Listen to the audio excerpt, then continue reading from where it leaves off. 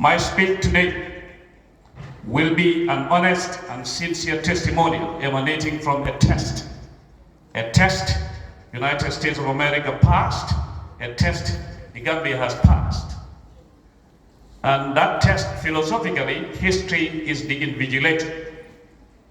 Join me in running through my tour of duty as an ambassador who served along the Washington Beltway during the tenure of former President George Walker Bush, a man I can call a friend because we remain connected even after I left. When I became a U.S. citizen, he wrote me a letter thanking me and welcoming me to be a U.S. citizen.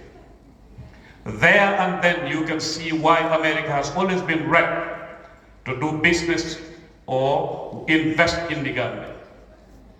Along this same vein, I want to remind myself that a diplomat is indeed a salesperson of his or her country's potentials, products, abilities, and qualities to the outside world. Now let's review the above referenced testimonial together. The Gambia, as a sub-Saharan African country, was for the first time in life added on the eligibility list for AGOA on the 3rd day of January in 2003.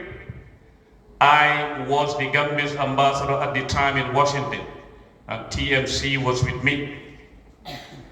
It still remains a remarkable day in our memory lane. Without doubt, a clear indication and manifestation that the United States of America has always been open to doing business with the Gambia.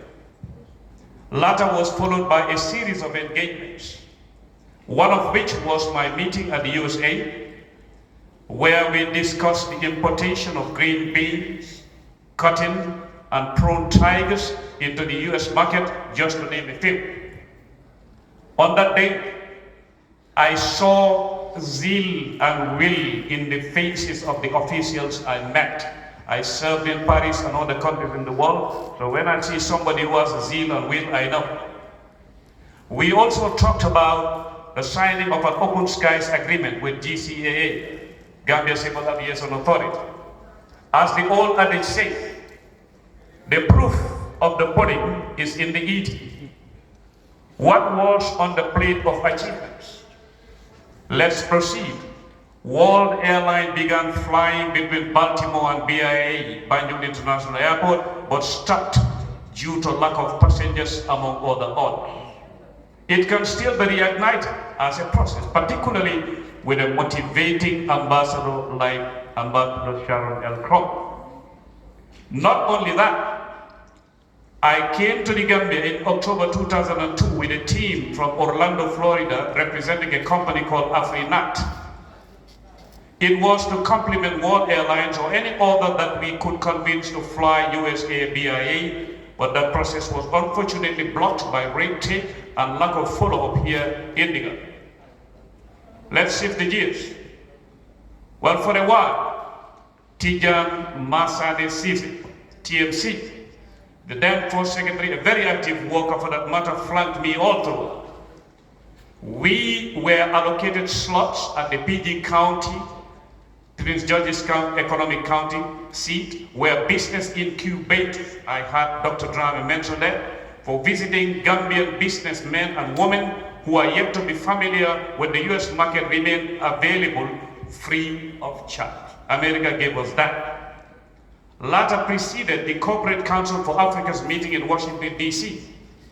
Coming back to the above reference on matters related to airlines, my mind recalls the fact that we visited Baltimore with a very active Gambian consultant, Mr. Lamin Sarr, who is a household name within the intellectual arena of Gambians. I was there also with Kabadi Diouf. I think the CEO would know Kaba because they are all, you know, on the lanes to run to see who will beat the other.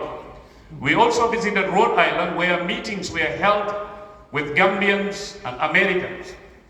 Gambians in the USA blended during those meetings with US businesses, and many were convinced to come over. That's what we are going to do today, inshallah. We went to Annapolis, Maryland, to visit Alex Haley's museum, and then a luncheon was organized with American business owners and the then Lieutenant Governor with the mayor attending. During that visit, African Americans we sat with were set to engage on rewriting the story of the door of no return at Gore Island to substitute it with the middle voyage experience. Mr. Sarr played a vital role to that effect.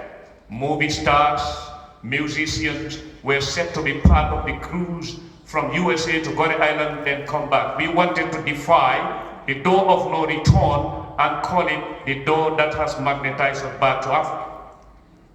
Along the way, we contacted